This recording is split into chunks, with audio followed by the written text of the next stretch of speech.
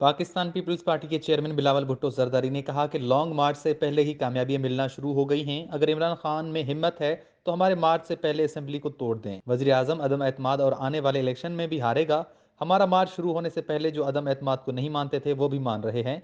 हम अदम एतमाद के लिए मुहिम चलाएंगे। मुल्तान में जलसे से खिताब करते हुए बिलावल का कहना था कि पीपल्स पार्टी के अवाम मार्च से कबल ही इमरान खान की विकटें गिरना शुरू हो चुकी हैं।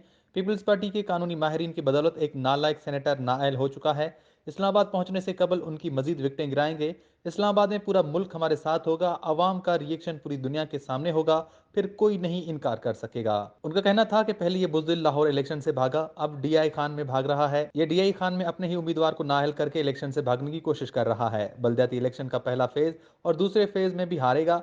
खैबर पख्तूनख्वा बलदियाती इलेक्शन दूसरा फेज, अदालत से फैसला सुनवाया, मौसम खराब है, इलेक्शन नहीं होना चाहिए। आला अदलिया इलेक्शन कमीशन को सलाम पेश करता हूँ। बिलावल का मजीद कहना था कि हमारा मार्च शुरू होने से पहले इमरान की विकटें गिरना शुरू हो गई हैं। इमरान खान का सेनेटर नाअहल हो चुका है। अगर इमरान खान को यकीन है अवाम उसे वोट देंगे तो हिम्मत करें। इस बुज़दिल ने अपने ही उम्मीदवार के फॉर्म रिजेक्ट करवाए थे। ये वजीर आजम बुज़दिल है।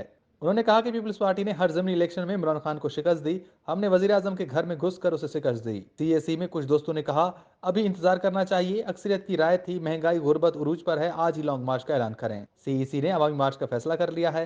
27 फरवरी को कराची से निकलेंगे। सिलेक्टेड हुकूमत के खिलाफ हमने ऐलान जंग किया है। पहले दिन से नाअहल नाजायज कठपुतली का मुकाबला कर रहे हैं। उन्होंने कहा कि आला अदलिया ने मोहतरमा शहीद बेनजीर भुट्टो, साबिक सदर आसिफ जरदारी को इल्जाम से बरी किया। परवेज मुशर्रफ आमिर चोर चोर कहता था, आज वो खुद भगोड़ा है। इमरान खान अदम एतमाद और आने वाले इलेक्शन में भी हारेगा। 3 साल बाद भी करप्शन करप्शन की रिट लगा रहेगा। लोगों की करप्शन करप्शन के अल्फाज सुनकर कान पक चुके हैं। ट्रांसपेरेंसी के मुताबिक मौजूदा हुकूमत करप्ट तरीन हुकूमत है। हम पर करप्शन के इल्जाम लगाने वाले इल्जाम साबित नहीं कर सके।